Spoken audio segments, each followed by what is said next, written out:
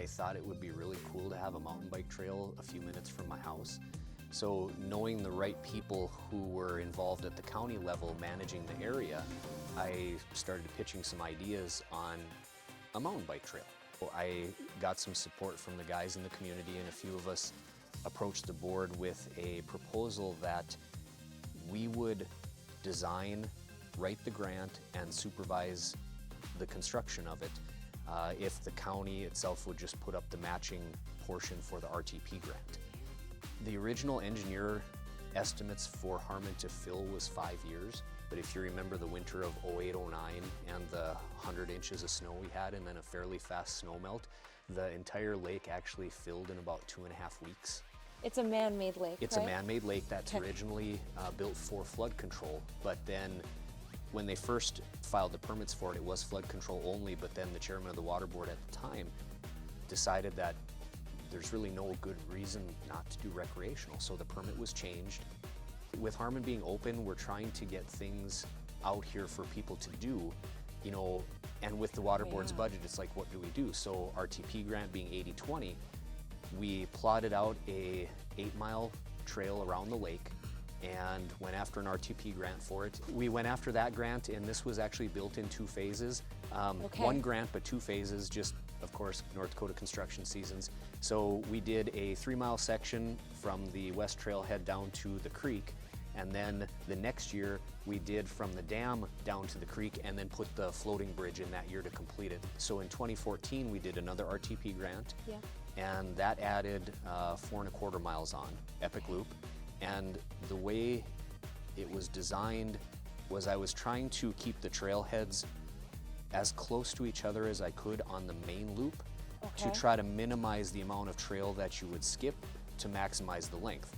So each trail on that has been stacked on other loops so that if you want to ride the original 9-mile loop, you can. Or, you know, 2018, the third RTP grant that we did 2 extra loops. So there's a 2.25 mile loop down by the floating bridge that leaves and comes back from the main trail. Then you have Epic Loop that leaves and comes back from the main trail. So if you do everything, it's right around 19.25 miles. But the way it's set up is you can make the distance what you need to, and some sections of the trail are easier than others. So if you want to take and add on this section because it's easier, you can, and you know, you make it what you want. And that was kind of my goal on that. The original 9 is very, you know, still probably the most popular loop around the lake because it's very scenic, because it basically skirts all the draws in and out of the lake. When you get up to Blue Sky, way on the west end, that one's kind of neat because when you get to the south end, there's basically a hill that really just overlooks the prairie, that especially in the fall when the leaves have turned and you looked out, you can just see the fall colors beautiful. Fall colors out here are amazing. You know, really it's helped drive camping numbers out here. We'll see campers pull in that will have kayaks strapped to them and a bike rack and tents. So at that point we know, like, we've got the mix we were looking for of things we want people to use, and that's everything that we've put in, from kayak launchers to trails to the beach. It's just, you know, very well utilized. Out here in the winter, fat biking, snowshoeing.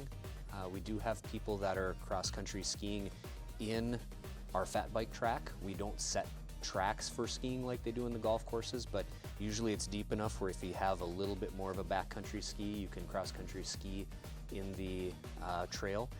Really popular for ice fishing during the winter. We have people that leave their ice houses out here too.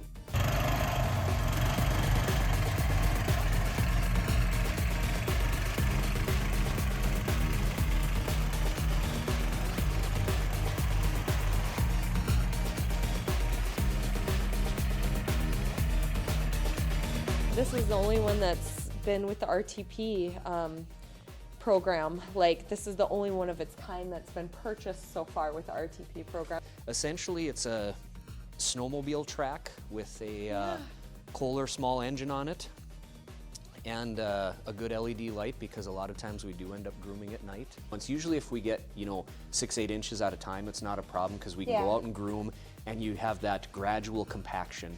But this does have a blade on the front to kind of knock the snow off of it. And then the back side, the comb section is adjustable to how much that will scrape.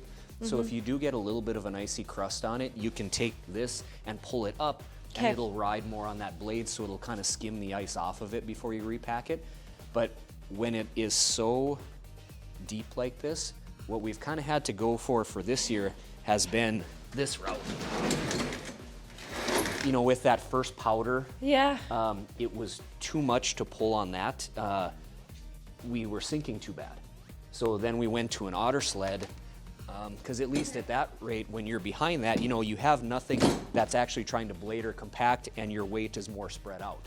So, you know, we've learned a few So things how do this you year hook with so it much up snow. then? Do you hook it up to? Yeah, to the hitch. Oh, to the so, hitch yep. right here. So and this plate will come off totally, and then that'll get hooked to it. that is very cool.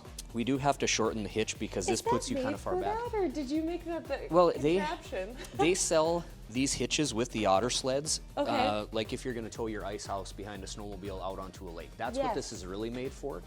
So what we're actually going to have to do is shorten this hitch up a little bit, because the stock one does put you a little bit far back, and you need the leverage closer to the machine. So we Okay. will shorten that, but that's helped when there's been a whole lot of powder, because that gives us a bigger compacted edge before we actually start kind of blading it and trying to put a comb section on it. We've been learning a few things, You've and learned and modified.